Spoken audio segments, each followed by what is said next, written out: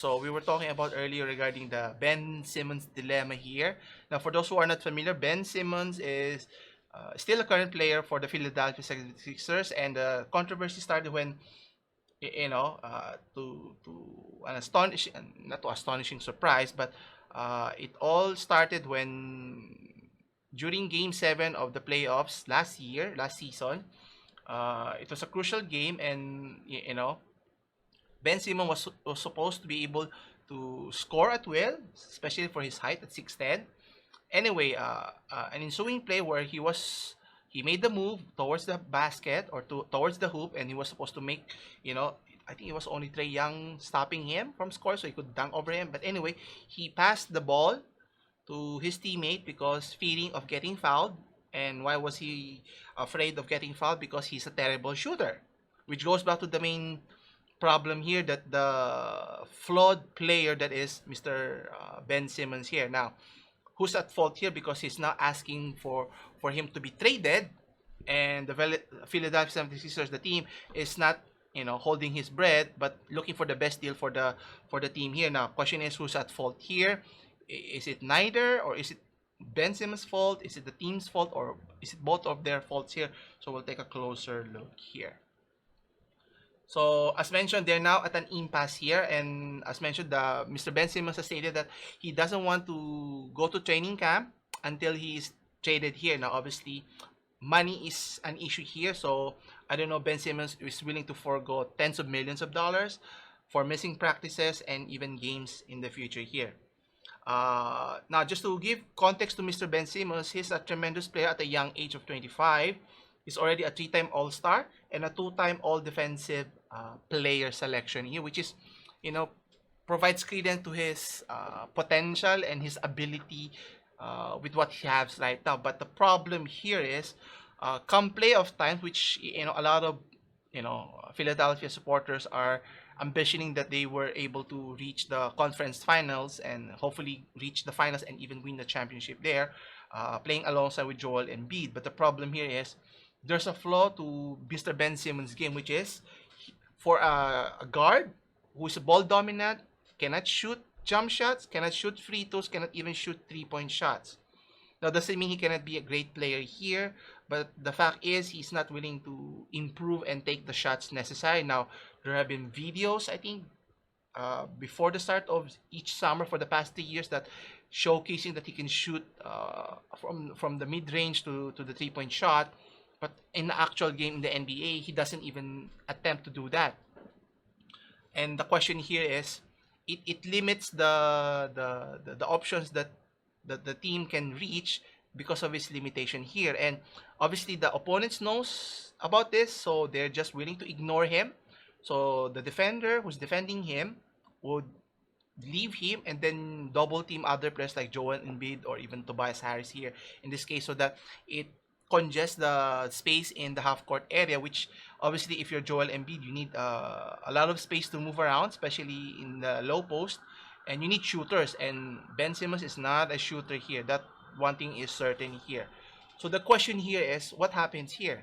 So is it the fault of the player here, or is it the team here? Now, both sides are at fault here, because as a player, you've already reached success here in terms of getting accolades left and right, and you've gotten max salary, max contract, and you've been rewarded. Now, obviously, as a player, your only task is to play the game of basketball, to improve yourself, so to speak. But he hasn't done any of such thing. He's fast, he's tall, he can pass. But obviously, in the sport of basketball, shooting is the main primary ingredient to be successful. You don't have to have the necessary other skills, but if you have shooting, you can get paid. But if you can have shooting, you can pass, and you can play make, then that makes you a superstar player, similar to how LeBron James, Kevin Durant, even James Harden is able to reach its apex by being a most valuable player here. Even last year's MVP, Mr. Jokic, right? He can shoot, he can pass, he can do all of those things and help the team grow. And in the case of Mr. Ben Simmons, that's not an easy case here. Now, the problem now here is they're at a standstill now.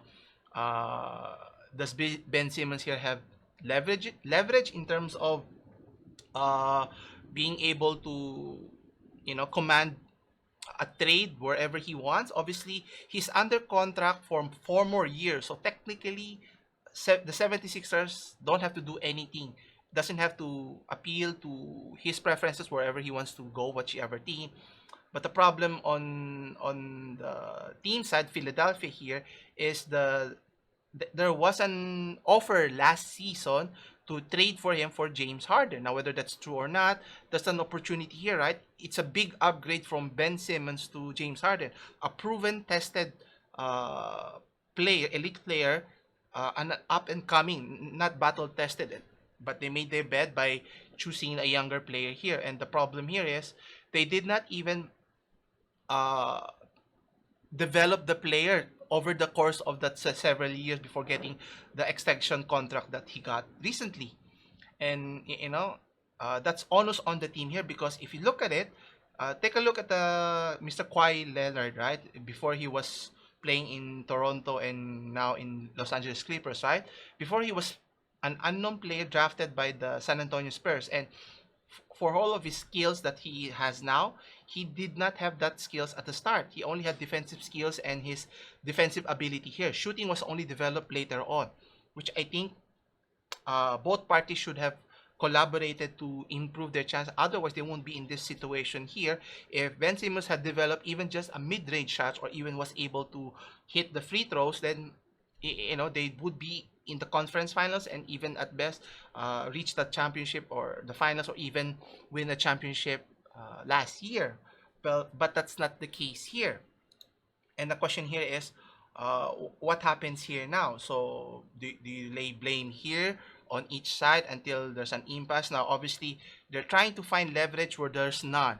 Now, for Philadelphia, they want to trade him, but they're asking for an exorbitant price, similar to how analysts have been saying that for every dollar that he's worth, they want an exact dollar that's traded for his value. But in trading scenarios, they tend to get lesser values regardless of player capability or even draft picks here. And obviously, the 76ers is not doing them any any benefit for trying to milk for what it's worth, and rather than just accept the fact that you have damaged goods here and look for the best trade possible. And as if this issues continues to proliferate, which is continually happening, and Ben Simmons is insisting that he doesn't want to attend the practice anymore because the fans will go against him, will boo him in the arena and so forth. And the problem here is, even if he's traded, his skills, if his skills does not improve, the situation will repeat itself. Even though he's a great play, he's a good player, not a great player at that. Actually, there was an interview that Mr. Charles Barkley was mentioning. That's why a lot of people were criticizing him and the team itself, because he expects to be considered as a great player, but he's not improving like others great players like Kevin Durant, James Harden, previous MVPs, because he has that potential. And comparing to the likes of LeBron James, and even LeBron James, when he started as a young player, he didn't develop a jump shot already, but he was able to compensate for his aggressiveness and make enough free throws so that people will think twice on following him. But if opponents know that you're not willing to shoot free throws, you're afraid to shoot free throws, then there's no incentive for them to pay attention to you. And if they're going to foul you, they might as well make sure you earn it in the stripes there. And the problem here is, in his case, demanding a trade would be interesting, because it's always about who has the leverage here. And in previous instances, with the likes of, you have Jimmy Butler, who wanted a trade, and in the likes of James Harden last year when he was traded to the Brooklyn Nets. Those are great players if you think about it. They're the best player in their team. In this case, he's not even the best player, and asking for a trade doesn't do you justice here, because it just looks like as if you're sour graping. You don't like being criticized, yet you want the accolades as a player. Anyway, so the question is, what will happen here?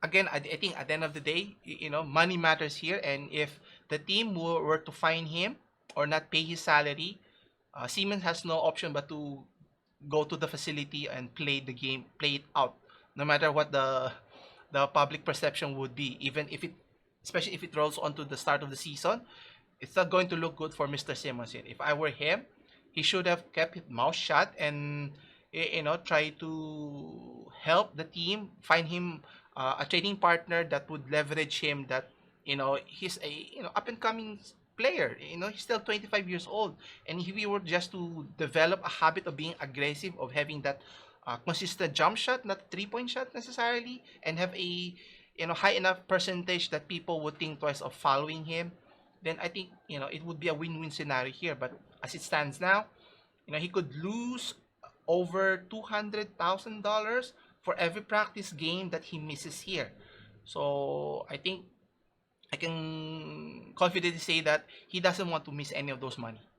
And if I were Philadelphia here, I would rather suspend him, withhold his paycheck until he comes to the arena, until obviously you have the leverage here because you're the one paying him. And there's nothing that Mr. Simmons can do here. It's not as if he's LeBron James.